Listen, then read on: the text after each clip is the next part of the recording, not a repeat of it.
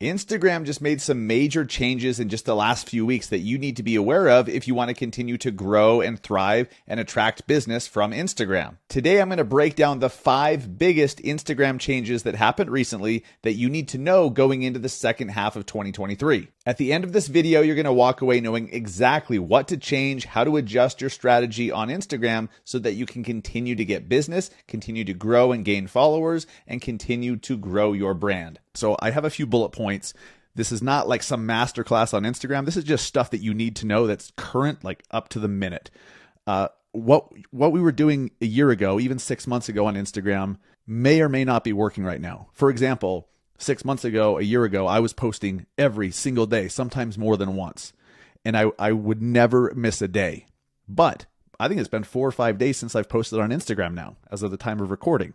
I've noticed something interesting. Instagram has gotten to a point for certain people, okay, it depends on where you're at in your account and in your growth and how much content you have posted. But certain people that have posted a crap load of content in the past, where you have hundreds and hundreds of posts, you're actually able to let your foot off the gas a little bit, and Instagram starts to show your videos to more people more often. So even though I haven't posted in 4 or 5 days, I've watched each day in my Instagram analytics. I've watched the number of impressions, the number of new accounts that my content reaches. It just keeps spiking more every single day. So I'm like, well, shit, I was going to post today, but maybe I should hold off in case it spikes again tomorrow. And that's what I'm doing. So I believe that's because I have like 3 or 4 or 500 videos and reels already out there. So Instagram can go back and grab all this content from the recent past and share that with new people and with current followers. Most of those impressions that I'm getting right now are actually going to non-followers. So I'm getting a bunch of new followers who weren't following me before when I haven't even posted in 4 or 5 days. I know this is flying in the face of what most people say, is that you have to post every single day. I've said that before. I've said you have to post a lot. And the default answer, the right answer, when you're asking how many times a day do I need to post, the answer is usually more than 0. However, if you've been putting in the work, if you've been putting out a bunch of content, if you've grown a bit, if you're still in the beginning stages of your account, this does not apply to you. This is for someone who has somewhat of an established account, somewhat of a growing audience, and you've put out 100 or 200 pieces of content over the last year or so. You could probably take your foot off the gas. You could maybe post every other day or every third day and see what happens. You may find something similar to what I'm seeing, is that when you're not posting, you actually get more impressions each day. It's crazy.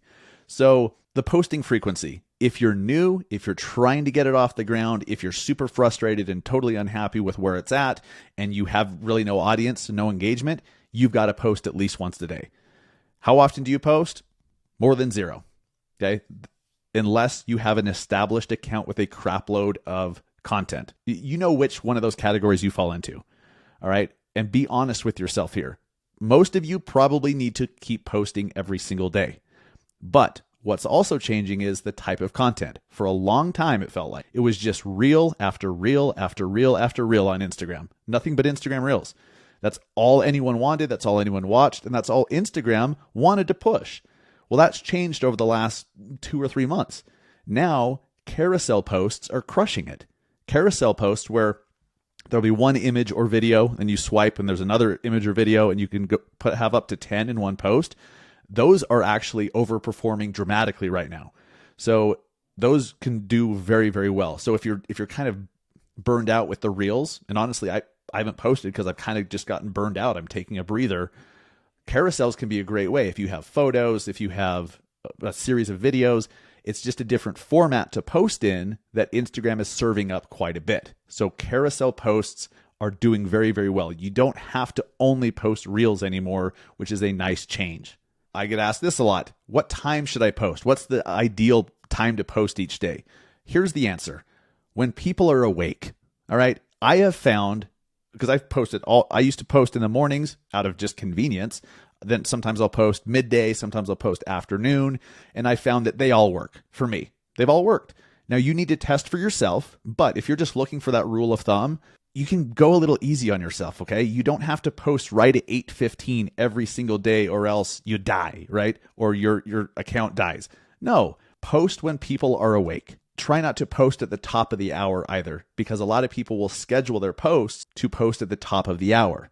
So post at 8:20 or 8:40, 8:37 or whatever instead of 8 o'clock. Post when people are awake and try not to focus too much on it more than that. If you need to post in the mornings because it's convenient for you, you just want to get the post done for the day and out of the way, awesome, cool, do that. That's what I usually do, is I get it done in the morning. And but test. You may find that 6 a.m. you get a bunch more views than if you post at 9 a.m. You have to test for yourself. But don't put so much pressure on yourself. As long as you're posting when people are awake and you're posting more than 0 times a day, you can absolutely grow on Instagram in 2023. Let's talk about hashtags. Should you use hashtags? How many should you use? When should you use them? Which ones should you use? Forget about hashtags. Seriously, forget about them. I don't freaking use them anymore. And if I do, I use 2 or 3 just to test. So for the most part, you don't need hashtags anymore. They're basically dead. What's not dead is SEO. Hashtags have just been replaced. The reason hashtags existed in the first place was so that the platform would know what the hell the post is about. It was it's tagging it, right? So if you did hashtag, Salt Lake City luxury homes or whatever, you're basically tagging it, saying, hey, here's what it's about. Here's what I want this video categorized in. Well, now you don't need to do that. The algorithm on Instagram and TikTok and Facebook and the others, even LinkedIn, they're so advanced now that they don't need hashtags. They just need keywords. So what you say matters. Here's something most people don't know. When you use the captions within Instagram, that's a great way of taking all the words you're saying and letting the platform know what you're saying. So when you use the captions, it's transcribing it. Even if you shrink the captions all the way down so no one can see them, so that they're not actually on the video, I do that sometimes.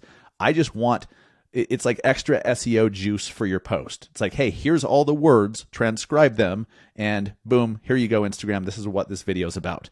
Now it knows. Then I'll write a caption. I'll write the post underneath my video or underneath my post if it's a carousel post. I make that, I don't make it super long, but I make it detailed, and I make sure that the keywords of who I'm trying to reach and what the post is about are in there. So the keywords in your caption are much more important than hashtags. You don't need to write a big long novel every freaking time. You absolutely don't.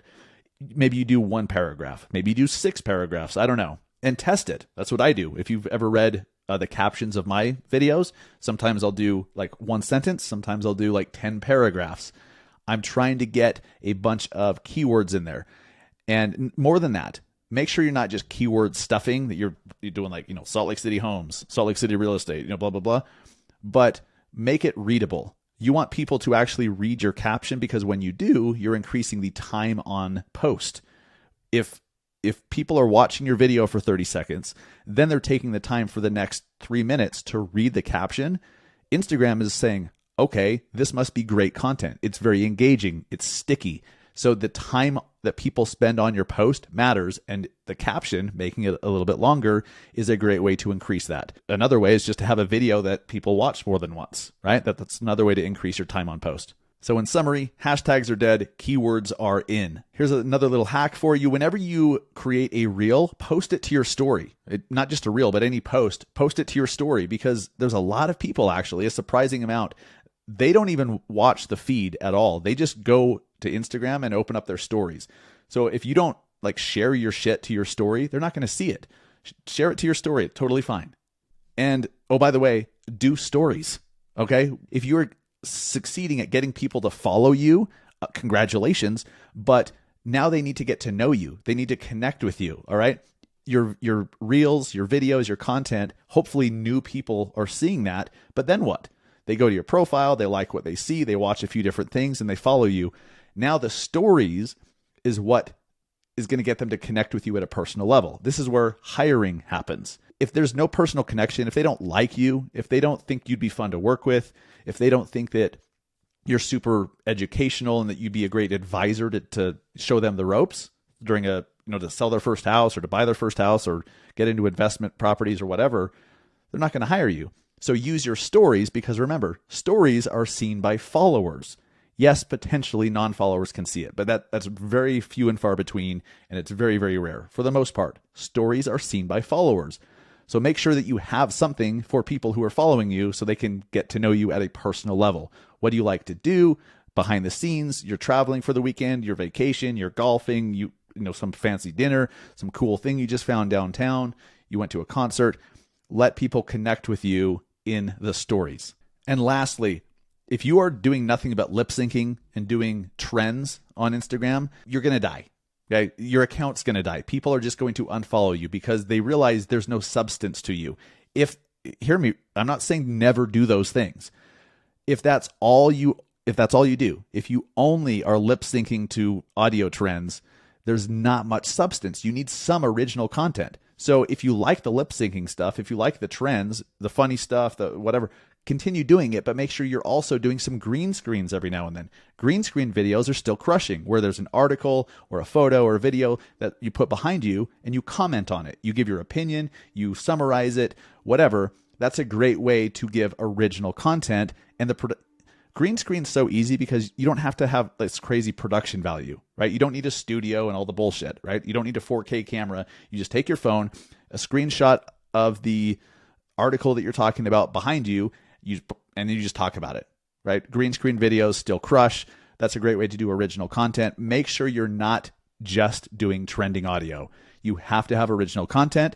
People are kind of lip synced out if that's all you offer. We'll do another follow-up episode where we dive even deeper into Instagram, but going into the middle of 2023, those are the updates that you need to know. Make sure that you're posting at least once a day if you're in growth mode, if you're trying to get it off the ground. If you haven't posted very much, you've got to post daily at least to get seen by more people if you want to increase your audience and grow your follower count. Your follower count is not the end-all be-all. I ask this question all the time. Would you rather have 100,000 followers and only get one client from that for the year? Would you rather have like 423 followers but get one deal a month? Hopefully you're saying one deal a month instead of one deal a year. Okay. It's not about the size of the audience. It's about the impact you have with the audience and the influence you have with them. Have a great weekend. Take care.